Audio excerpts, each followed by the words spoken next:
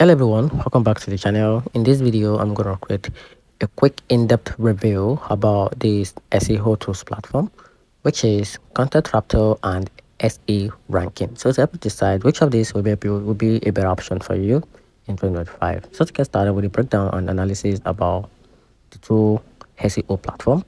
Content Raptor is a lightweight, AI-powered SEO tools built specifically for content optimization.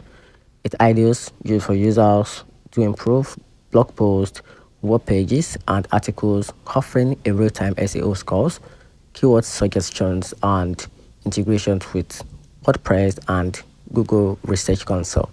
It's affordable at $47 per month and ideal for bloggers, freelancers, and small businesses owners focused on content-driven SEO without needing a complex tools. So talking about SEO ranking, on the other hand, is a full suite SEO platform that offers everything from keyword tracking and competitors analysis to the site audit and backlink monitoring. It's slightly and lightly more expensive, starting at around $55 per month, but offer far more features for agencies, teams, and marketers who manage multiple websites, while Content Raptor is best for content creators, and SEO ranking is if you need a more complete SEO strategies tools that cover both technical and content SEO. And that's it.